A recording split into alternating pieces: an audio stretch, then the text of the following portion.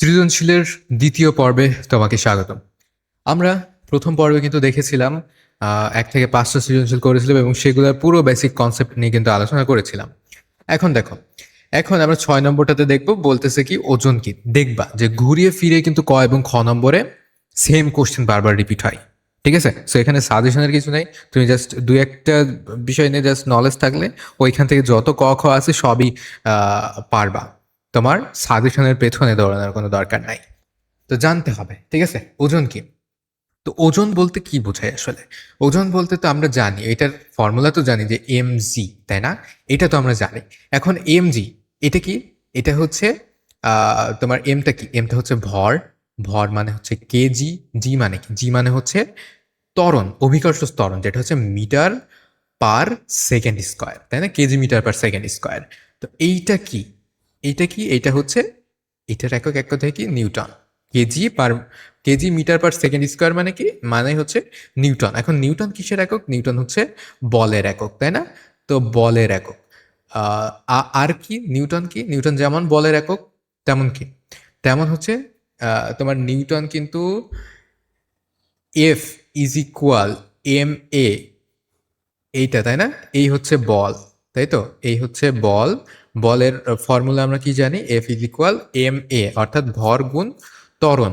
তার মানে এই সেম, যে তোমার হচ্ছে এইটারও কিন্তু এটার ক্ষেত্রেও এই সেম এককটাই বা ইউনিটটাই আসবে। সো বল তোমার হচ্ছে ওয়েট বা ওজন। ওজনটা কি তাহলে? ওজনটা একটা বল, ঠিক আছে? এখন বল হইতে হলে তো কাউকে একটা কাজ করতে হবে, মানে আহ, কিছু একটা সেখানে থাকতে হবে। তাহলে এটা কিসের বল? ওজনটা যে একটা বল, তাহলে এটা কিসের বল? এটা এমন একটা বল যে বিশেষ বলটা কি করে? অভিকর্ষ এর কারণে যে বলটা সৃষ্টি হয় সেটাই হচ্ছে কি? এই বলটা, তাই না? এই ওজনটা। তাহলে তুমি কি বলতে পারো? কোনো বস্তুকে, কোনো বস্তুকে, যে কোনো একটা বস্তু হতে পারে, সেটাকে পৃথিবী যে বল দ্বারা আকর্ষণ করে, ঠিক আছে, যে বল দ্বারা আকর্ষণ করে, কোন দিকে আকর্ষণ করবে? অবশ্যই এই যে কেন্দ্র বা এই যে সেন্টার দেখতে পাচ্ছ, এই যে কেন্দ্র, পৃথিবীর যে একেবারে কেন্দ্র, ওই কেন্দ্রের দিকে যে বল দ্বারা আকর্ষণ করে সেটাই হচ্ছে বস্তুর ওজন। কোন বল দ্বারা আকর্ষণ করে? ওই বস্তুর ভর এবং যে টানটা দিচ্ছে, মানে হচ্ছে ওই জি বা অভিকর্ষ ত্বরণ, ঠিক আছে? এইটাই হচ্ছে কি? বল, ঠিক আছে? একটা বল, এবং এই বলটার একটা বিশেষ নাম, সেটাই কিন্তু ওজন। তাহলে ওজন কিন্তু এক ধরনের বল। দেখো, ওজন কি? এক ধরনের বল। তাহলে কি হচ্ছে? কোনো বস্তুকে পৃথিবী যে বল দ্বারা নিজের দিকে আকর্ষণ করছে, সেই আকর্ষণ বলই কি? ওজন। ওই বস্তুর ওজন, ঠিক আছে? তাহলে যে বস্তুকে আকর্ষণ করতেছে ওই বস্তুর ওজন এটা। হ্যাঁ, তারপরে দেখ, পৃথিবীর সব স্থানে অভিকর্ষ ত্বরণের মান সমান নয়। এটা তোমরা সবাই জানো যে পৃথিবীটা কিন্তু একেবারে গোলাকার না, তাই না? একেবারে পারফেক্টলি তোমার হচ্ছে রাউন্ড শেপ বা স্ফেরিক্যাল রাউন্ড শেপ, এটা কিন্তু পারফেক্টলি গোলাকার না।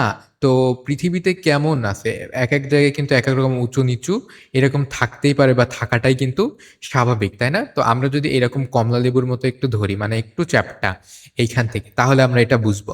এই যে চ্যাপ্টা বা যেখানে তোমার হচ্ছে দূরত্ব কম, এটাকে কি বলে? মেরু অঞ্চল, তাই না? তোমরা কিন্তু আম, উত্তর মেরু, দক্ষিণ মেরু এইগুলা কিন্তু পড়ছো, তাই না?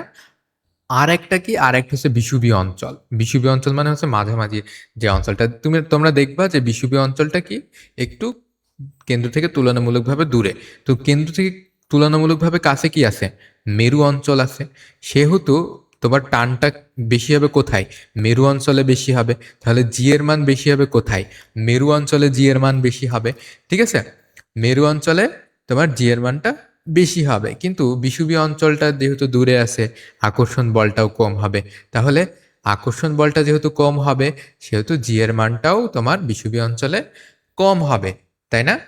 ওকে, তারপরে দেখো, এখানে বলতেছে যে দুইটা বস্তু, একটা হচ্ছে 25 কেজি, একটা হচ্ছে 30 কেজি, আর এদের যে মধ্যবর্তী দূরত্বটা, ঠিক আছে, এটা কিন্তু সারফেস এরিয়া থেকে মধ্যবর্তী দূরত্ব, কেন্দ্র থেকে মধ্যবর্তী দূরত্ব কিন্তু এখানে দেওয়া নাই। ওকে, তো সারফেস এরিয়া থেকে তোমার মধ্যবর্তী দূরত্ব 20 মিটার কিন্তু এখানে আছে। আচ্ছা, বলছে যে বিষুবীয় অঞ্চলে এক্স বস্তুটির মান কত। এখানে এক্স বস্তুটা কোনটা সেটা দেখো। এখানে যদিও আমরা এক্স বস্তুটা চিহ্নিত করি নাই, তো এক্স বস্তুটা তোমার হচ্ছে এই প্রথমটা এক্স, ঠিক আছে, ধরে নিলাম প্রথমটা এক্স, এটা হচ্ছে ওয়াই, তোমাদের লিখে দিলাম, এখানে লেখা ছিল না আসলে। আচ্ছা, তারপরে এইটার তোমার হচ্ছে এটা কি বলতো, বিষুবীয় অঞ্চল বলছে, আমরা এইমাত্র পড়লাম না, আমরা কি পড়লাম, বিষুবীয় অঞ্চলে জি এর মান কম, যেখানে তোমার মেরু অঞ্চলে জি এর মান বেশি। তাহলে তোমার বিষুবীয় অঞ্চলে জি এর মান কম, কত কত কম, 9.78, ঠিক আছে। আর তোমার মেরু অঞ্চলে খুব সম্ভবত 9.81 বা 8283, এইরকম বা এই রেঞ্জের ভিতরেই কিন্তু থাকে।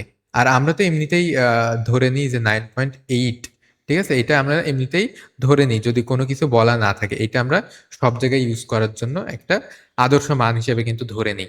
ঠিক আছে, যেহেতু এখানে স্পেসিফিক ভাবে তোমার বলছে যে বিষুবীয় অঞ্চলে মান কত, তোমার কিন্তু বইয়ের মধ্যে লেখা আছে যে বিষুবীয় অঞ্চলে তোমার হচ্ছে জি এর মান বা অভিকর্ষ ত্বরণের মান এত, তোমার মেরু অঞ্চলে জি এর মান বা অভিকর্ষ ত্বরণের মান এত, এটা কিন্তু তোমার স্পেসিফিক্যালি বইয়ের মধ্যে লেখা আছে। তো যখন কোশ্চেনে মেনশন করবে কোনটা কত, তখন কিন্তু সেইটাই তোমাকে তুলে আনতে হবে। তো তোমরা জানো বিষুবীয় অঞ্চলে কম, তাহলে কম কত, 9.8 থেকে কম কত, 9.78 মিটার পার সেকেন্ড স্কোয়ার, ঠিক আছে। এখন তোমরা জাস্ট কি করবে, ওজন is equal to W is equal M G. এখন এখানে এম এর মান 25 কেজি, জি এর মান কত, এই যে 9.78, এই দুইটা বসালেই কিন্তু তুমি ওজনের মান নিউটনে পেয়ে যাবা, ঠিক আছে।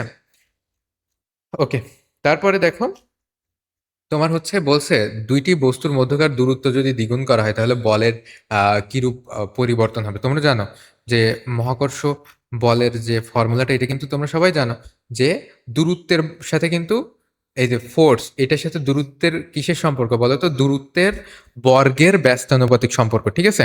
তার মানে তোমার যদি এই দূরত্বটা যদি দ্বিগুণ করা হয়, ঠিক আছে, দূরত্বটা যদি তোমার ডি দেখো, ডি যদি তোমার দ্বিগুণ করা হয় মানে 2 করা হয়েছে, তাহলে ডি স্কোয়ার কত হবে, 4 হবে। তাহলে এখানে কি দাঁড়াচ্ছে, 1/4, তাই তো। তাহলে এফ তোমার হচ্ছে 1/4, তাই না, এফ কিসের সমানুপাতিক, 1/4 এর, তার মানে 1/4 কিন্তু হয়ে যাবে শক্তিটা, তাই তো। আচ্ছা, এখন তোমাদের মনে করে এসব কিছু মনে থাকে না, তাহলে তোমরা কি করবা, তোমরা এই এতটুকু জানলেই হবে যে দূরত্ব বাড়ালে কি আকর্ষণ বল কমে, তাই না, আকর্ষণ বল কমে। তাহলে দূরত্ব যদি দ্বিগুণ বাড়ায় আকর্ষণ বল কত কমবে, 1/4, তাই না, হয়ে যাবে 1/4, মানে কমবে কত, 4 গুণ কমে যাবে, ঠিক আছে। 4 গুণ কমা আর 1/4 হয়ে যাওয়া একই কথা, ঠিক আছে। আচ্ছা, তারপরে দেখো এখানে আমাদের তো বস্তুর ভর আমরা নিলামই, তারপরে আরেকটা বস্তুর ভরও নিলাম। দেখো এখানে এরা যেভাবে করছে, এখানে কিন্তু এরা মান বসিয়ে বসিয়ে করছে, কিন্তু মান বসিয়ে না করলেও কিন্তু তোমরা করতে পারো, ঠিক আছে। এখন প্রথম ক্ষেত্রে F1 বা বল সমান কি হবে, জি ইজ ইকুয়াল হচ্ছে M1 M2, ঠিক আছে, এটা হচ্ছে প্রথম ক্ষেত্রে, আর এটা হচ্ছে ডি স্কোয়ার, এটা প্রথম ক্ষেত্রে।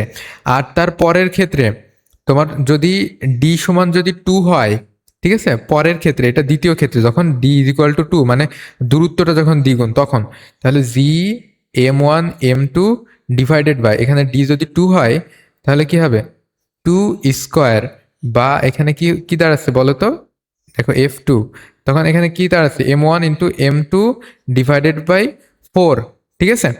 এখন তুমি এই যে দুইটা সমীকরণ, প্রথম ক্ষেত্রে এইটা ছিল মানে স্বাভাবিক ছিল, দ্বিতীয় ক্ষেত্রে তোমার হচ্ছে আহ, তোমার হচ্ছে দূরত্বটা দ্বিগুণ বেড়ে গেছে, সেই ক্ষেত্রে কিন্তু এইটা হয়েছে। তাহলে তুমি এইটা থেকে যখন এইটা ডিভাইড করবা, অর্থাৎ F1 ডিভাইডেড বাই F2 যখন করবা, তখন কিন্তু এখানে কি হয়ে যাবে, সবগুলো কাটাকাটি হয়ে যাবে, তাই না। এই যে এইটা ডিভাইডেড বাই এইটা, তাহলে এইটা এটা কাটবে, তোমার হচ্ছে M1 M2 কাটবে, তাহলে কি থাকবে, এই যে এখানে সরি 4 2D স্কোয়ার, এটা লিখতে ভুলে গেছিলাম। তো এখানে 2D, তোমার দূরত্ব দ্বিগুণ করা হয়েছে, তার মানে কি 2D করা হয়েছে, ঠিক আছে, আগে ডি ছিল, করা হয়েছে কি 2D, ঠিক আছে।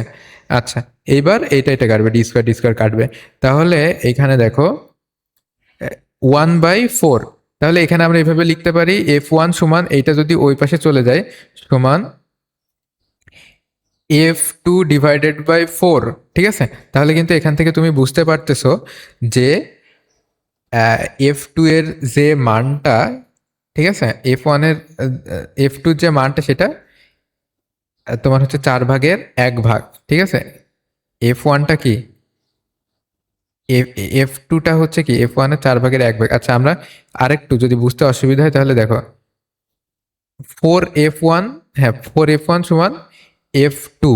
তার মানে দেখো তোমার দূরত্ব যখন তোমার দ্বিগুণ করা হয়েছে, ঠিক আছে, দূরত্ব যখন তোমার দ্বিগুণ করা হয়েছে তখন তোমার বল কত গুণ কমে গেছে? 4 গুণ কমে গেছে, অর্থাৎ 1/4 হয়েছে, ঠিক আছে? আচ্ছা, এখানে একটু F1 ডিভাইডেড বাই F2, আর এটা কিন্তু ভাগ আকারে আছে। দেখো তোমরা যারা এই হিসাবটা এখানে কিন্তু সবাই ভুল করবা, যেখানে আমি তোমাকে ভুল করে দেখালাম, ঠিক আছে, এটা কিন্তু সবাই ভুল করবা। দেখো ভুলটা কি করলাম, এতক্ষণে কারা ধরতে পারছো? আই গেস কেউই ধরতে পারো না। এই দেখো এইটা কিন্তু এটাও ভাগ আকারে আছে, এই যে অর্থাৎ 1 নম্বর সমীকরণটাও ভাগ আছে, 2 নম্বর সমীকরণটাও কিন্তু এখানে 4টা ভাগ আকারে আছে। সো এটা ভাগ আকারে হইলে কি হবে? উল্টাই যাবে, ঠিক আছে?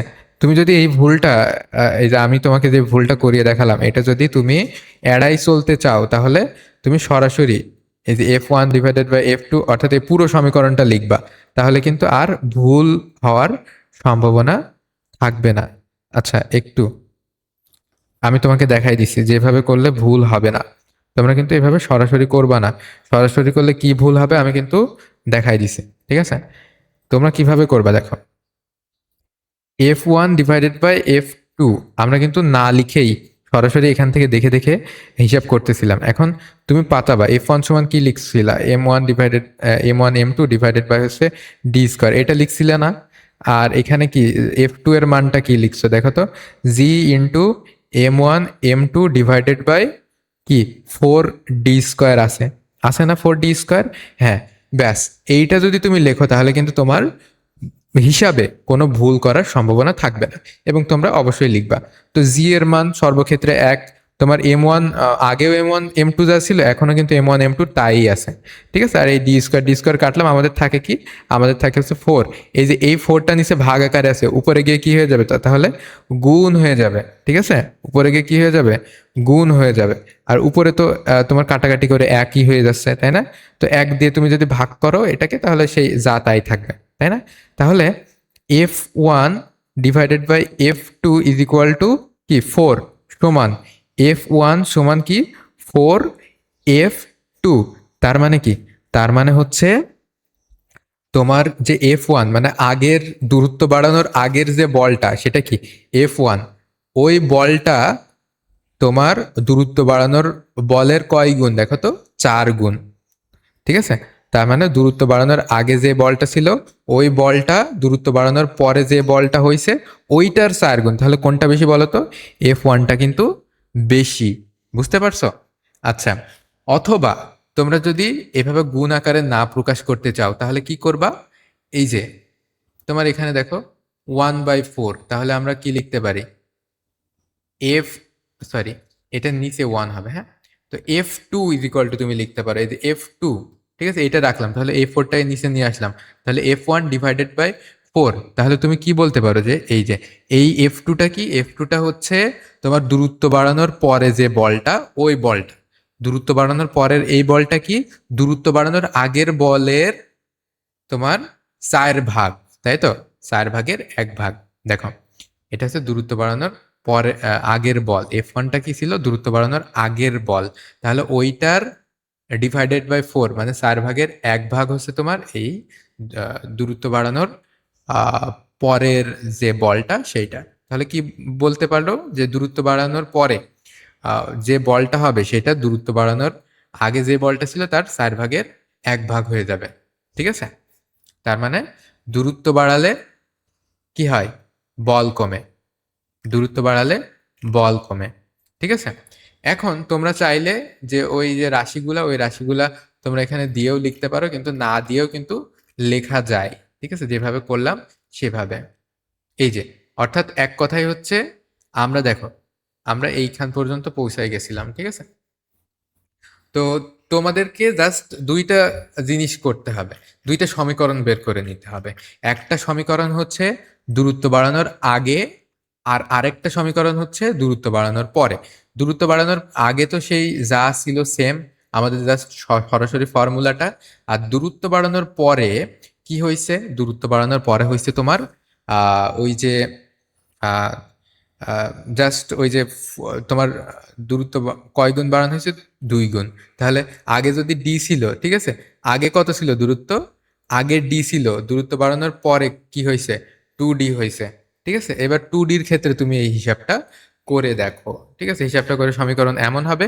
এবার তুমি F2 ডিভাইডেড বাই F1 বা F1 ডিভাইডেড বাই F2 যে কোনো একটা যদি করো, তাহলে তোমার কিন্তু এই যে 4/1 জিনিসটা, এই কথাটা কিন্তু চলে আসবে। আর এইটা বুঝতে পারো কিনা, তোমাদের সমীকরণ সম্পর্কে ভালো আইডিয়া আছে কিনা। যদি ভালো আইডিয়া থাকে তাহলে এইগুলা বুঝতে পারবা, অন্যথায় যারা বোঝনি তার মানে হচ্ছে তোমার সমীকরণ সম্পর্কে ভালো আইডিয়া নাই। এখন সমীকরণ সম্পর্কে ভালো একটু আইডিয়া একটু দিয়ে নিই। দেখো এখানে F2 এর মানটা, ঠিক আছে, সমান কি F1 ডিভাইডেড বাই 4। তার মানে F1 এ যে মানটা ছিল তার 4/1, ঠিক আছে। আচ্ছা, অথবা উপরে যেইটা, এটাও আমরা লিখতে পারি যে F1 এর যে মানটা সেটা F2 মানের 4 গুণ। দেখো F2 এর মানের 4 গুণ সমান কি F1 এর মানটা। ঠিক আছে, এইভাবে সমীকরণটা আমাদের বোঝা শিখতে হবে, যে কোনো সমীকরণ বোঝা শিখতে হবে। এখন দেখো ওজনের এসআই একক কি। ওজন মানে আমরা জানি কি, ওজন মানে এক ধরনের বল, যেটা কি পৃথিবীর কেন্দ্রের দিকে আকর্ষণ বলের কারণে হয়ে থাকে, সেরকম একটা বলই হচ্ছে ওজন। তো ওজনকে আমরা ডাব্লিউ দ্বারা প্রকাশ করি, ডাব্লিউ সমান M × G। এবং M × G মানে কি, M × G মানে হচ্ছে KG metre per second square. আর এইটার যে এসআই এককটা হয় KG metre per second square, সেটা হচ্ছে কি নিউটন। ঠিক আছে, এখন ভর এবং ওজন বলতে কি বোঝো, এটা কিন্তু আমরা অলরেডি আলোচনা করেছি যে ভর হচ্ছে কোনো বস্তুর ভিতরে পদার্থের পরিমাণ, মানে অণু পরমাণু সব মিলে টোটালি যত আছে সেটা হচ্ছে বস্তুর ভর। আর ওজন হচ্ছে কি, যে পৃথিবীর কেন্দ্রর দিকে যে বল দ্বারা আকর্ষণ করে কোনো একটা বস্তুকে, ঠিক আছে, সেটাই হচ্ছে ওজন। হ্যাঁ, এখন তোমার যদি ভর বেশি হয় তাহলে কি ওজনও বেশি হবে, তাই না? কারণ ওই যে বেশি বল দিয়ে আকর্ষণ করবে, তাই তো? আচ্ছা, তো এটার রিজনটা আমরা এখন না বুঝলেও হবে ক্লাস 8-এর ক্ষেত্রে। দেখো চাঁদে বস্তুটির ওজন কত হবে, এটা আমরা অবশ্যই কি ক্লাস 9-10-এ গিয়ে তোমাদেরকে একেবারে বেসিক থেকে অণু পরমাণুর লেভেল থেকে বোঝাবো। ঠিক আছে, চাঁদে বস্তুটির ওজন কত হবে তা নির্ণয় করো। হ্যাঁ, চাঁদে বস্তুটির ওজন কত হবে নির্ণয় করো। এখন বস্তুর ওজন কি 100 কেজি, ঠিক আছে, 100 কেজি। তাহলে তুমি এটাকে আগে প্রথমে পৃথিবীতে হিসাব করে নিবা যে পৃথিবীতে এর ওজন কত। ঠিক আছে, তুমি এভাবেও করতে পারো, পৃথিবীতে এর ওজন কত প্রথমে পৃথিবীতে হিসাব করবা, 100 কেজি ইন্টু 9.8, তাহলে এখানে কত হচ্ছে, 98 হচ্ছে, তাই না? 98 নিউটন। ঠিক আছে, K G metre per second square, তো এর মানে হচ্ছে নিউটন।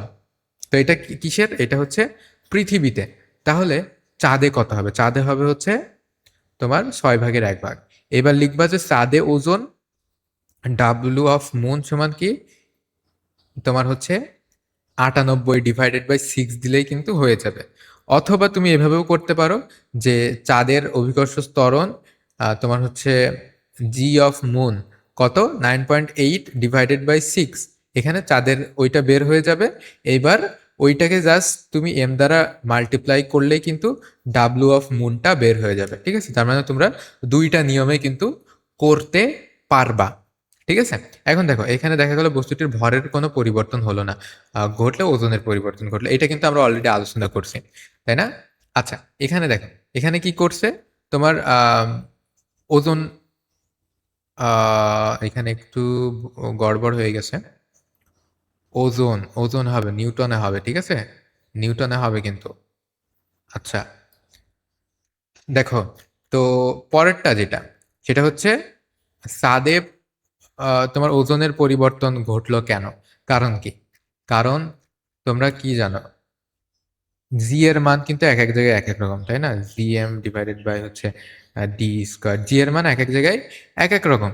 তো ওইটা ডিপেন্ড করে কি, যে কোন গ্রহের ভরটার উপরে কিন্তু জি এর মানটা নির্ভর করে। এই যে বড় হাতের এম, এটা দ্বারা আমরা বোঝাই যে গ্রহের যে ভর সেইটা। ঠিক আছে? তাহলে দেখো এটা কিন্তু সরাসরি তোমার গ্রহের ভরের উপরে ডিপেন্ড করে। ঠিক আছে? তার মানে তোমার যদি ছোট গ্রহ হয়, তার ভর যদি কম হয়, তাহলে কি তার যে আকর্ষণ বলটা, এই আকর্ষণ বলটাও কম হবে। আকর্ষণ বল কম হলে কি হবে? জি এর মান কম হবে। জি এর মান কম হলে কি হবে? ওজনটাও কম হবে। তাই না? ওজন মানেই তো আকর্ষণ বল আসলে। ঠিক আছে? আচ্ছা, তারপরে দেখো ওজন কাকে বলে? ওজন, ওই যে পড়ে আসলাম, পৃথিবী কোনো বস্তুকে যে বল দ্বারা তার কেন্দ্রের দিকে আকর্ষণ করে। দেখো সব ক্ষেত্রে কিন্তু তোমার ক নম্বর এবং খ নম্বরের অ্যান্সার প্রায় সেম। এখন দেখো অভিকর্ষ ত্বরণ জি এর মান 9.8 মিটার পার সেকেন্ড বলতে কি বোঝায়? এর মানে কি বোঝায় দেখো, এটা জানা খুবই গুরুত্বপূর্ণ। আমরা কিন্তু তোমার হচ্ছে ক্লাস, যে বেসিক ক্লাস ওইটাতে কিন্তু বুঝাইছে যে তোমার, আমরা জানি ত্বরণ মানে কি। আমরা ত্বরণ মানে বুঝি যে প্রতি সেকেন্ডে বেগ বৃদ্ধির হার। ঠিক আছে? এই যে বেগ বৃদ্ধি মানে ডেল্টা ভি, তার মানে কতটুকু বেগ বৃদ্ধি পেলো বা পরিবর্তন হলো, এইটাকে আমরা ডেল্টা ভি দ্বারা প্রকাশ করি। আর ডিভাইডেড বাই টি স্কোয়ার। আচ্ছা, এখানে স্কোয়ারটা কেন আসে? কারণ কি জানো? কারণ হচ্ছে আমরা বেগ মানে জানি কি? বেগ মানে জানি হচ্ছে তোমার স্মরণের পরিবর্তন। ঠিক আছে? ডি বাই মনে করো টি। আর ওইটাকে ডিফারেন্সিয়েশন করলে আসে কি? ভি সমান, মনে করো সরি, এ সমান কি তোমার হচ্ছে ডি বাই টি, আর হচ্ছে কি টি। তাহলে কি আসে ওখানে বলো তো? D by T square. ঠিক আছে? তো এই কারণে তোমার ভি, ভির ভেতরে কিন্তু কি আছে বলো তো? ভি এর ভেতরে তোমার মিটারও আছে, আবার সেকেন্ডও আছে, মানে টাইম। মিটারও আছে, টাইম বা সেকেন্ডও আছে। আর এইটাকে তুমি যদি টি এর সাপেক্ষে চিন্তা করো, তাহলে দেখো এই টিটা কিন্তু নিচে যায়, অর্থাৎ টি স্কোয়ার হয়।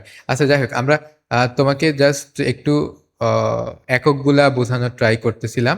আশা করি বুঝতে পারছো যে তোমার হচ্ছে newton, sorry, metre per second square এটা কেমনে আসে, এটা আশা করি বুঝতে পারছো। ঠিক আছে? তো চলো আমরা আমরা যুক্তিতে যাই, আমরা সায়েন্সে যাই। ঠিক আছে? দেখো জি সমান হচ্ছে 9.8, এর মানে হচ্ছে মিটার পার সেকেন্ড স্কোয়ার। হ্যাঁ, এর মানে হচ্ছে তোমার কোনো একটা বস্তু নিচের দিকে পড়তেছে। ঠিক আছে? নিচের দিকে পড়ার টাইমে কিন্তু ওই বস্তুটা প্রত্যেক সেকেন্ডে বেগের বৃদ্ধি ঘটাচ্ছে। এখন প্রত্যেক সেকেন্ডে কতটুকু বেগ বৃদ্ধি পাচ্ছে? 9.8 মিটার পার সেকেন্ড। ঠিক আছে? এই বেগটা প্রত্যেক সেকেন্ডে কিন্তু বৃদ্ধি পাচ্ছে।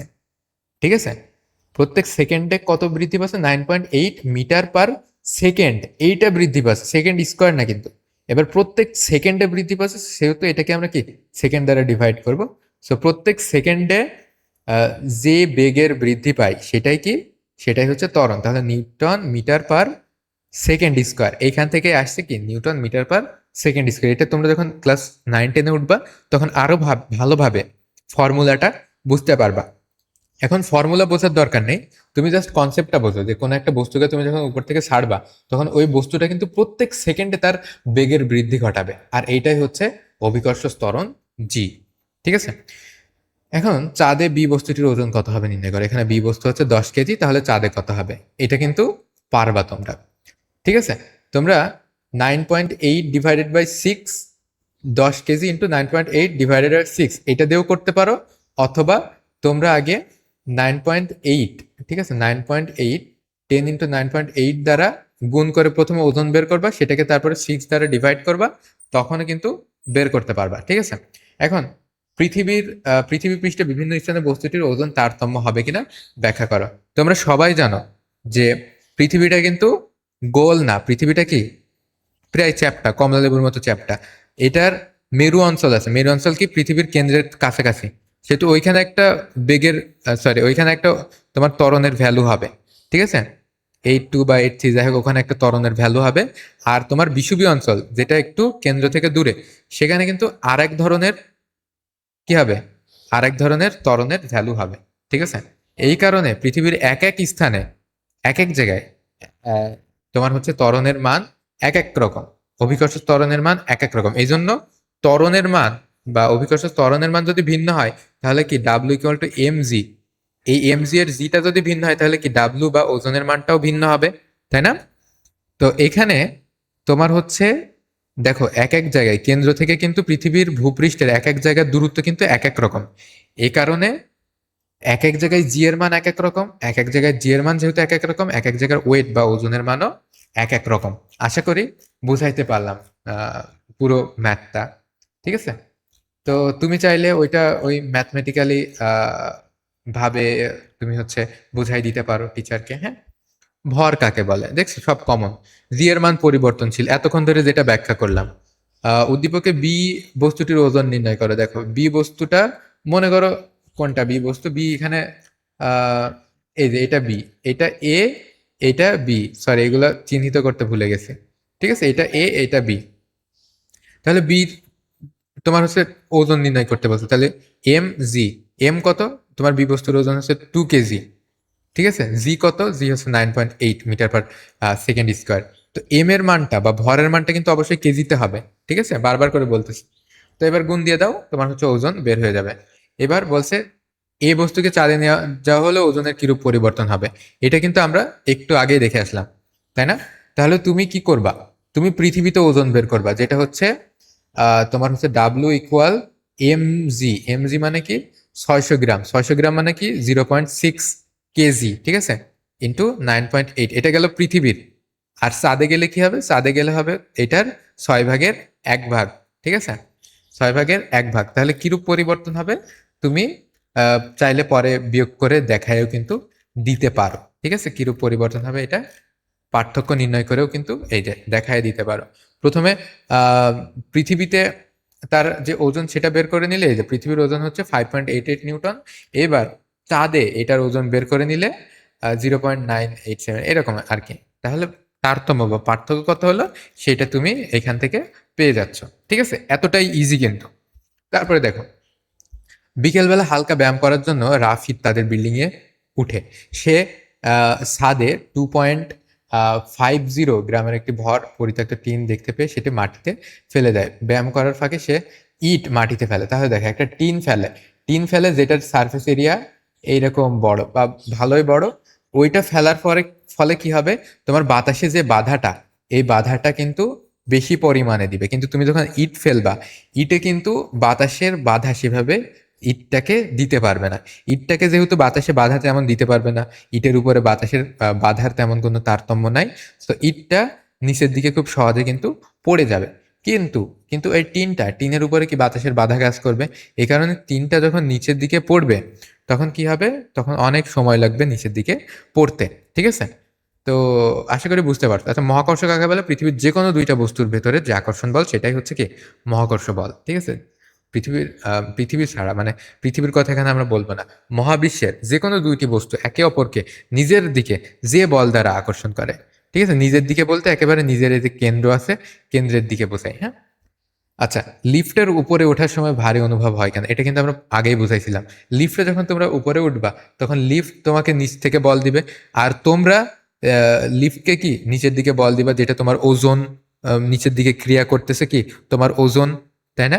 তাহলে এইটা নিচের দিকে, এটা উপরের দিকে। তাহলে টোটাল যে বলটা হবে, টোটাল বলটা কিন্তু যোগ হয়ে যাবে। মানে টোটাল বলটা কি হবে? আলটিমেটলি অ্যাড হয়ে যাবে। তোমার ভরটা আর লিফট যেটা তোমাকে দিচ্ছে সেইটা দুইটা অ্যাড হয়ে যাবে। অ্যাড হয়ে গেলে কি হবে? অ্যাড হয়ে গেলে তোমার ওজনটা বেশি অনুভব হবে। ঠিক আছে, ইটটির ভর কত নির্ণয় করে। দেখো এখানে ইটের তোমার হচ্ছে যে এটা দেয়া আছে, এটা কিন্তু নিউটনে দেওয়া আছে, মানে এটা তোমার হচ্ছে ডাব্লিউ এর মান। ঠিক আছে, এটা খুব ভালো করে খেয়াল করো, 24.5 নিউটন, এটা কিন্তু তোমার ডাব্লিউ বা নিউটনের মান। ঠিক আছে, তো তুমি কি জানো W is equal to M G? তাহলে তোমার ভর বের করতে বলছে, মানে এম এর মান বের করতে বলছে। এম সমান কি লিখতে পারো? ডাব্লিউ ডিভাইডেড বাই জি। তাহলে ডাব্লিউ এর মান তোমার কত ছিল?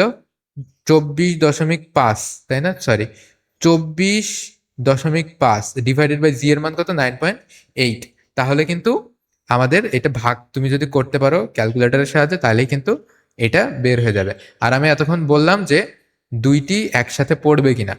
এখন যদি বাতাস থাকে, পরিবেশে যদি বাতাস থাকে, তাহলে কোনটা আগে পড়বে? ইটটা আগে পড়বে, তারপরে কি? তারপরে ওই টিনটা পড়বে। কিন্তু যদি বায়ু শূন্য হয়, তাহলে কিন্তু দুইটাই একসাথে মাটিতে পড়বে। তাহলে তোমার হচ্ছে একসাথে মাটিতে পড়বে না কেন? বাতাসের ঘর্ষণের জন্য, বাতাসের বাধার জন্য। ঠিক আছে, এই হচ্ছে আমাদের টোটাল যে হিসাবটা, সেই হিসাবটা।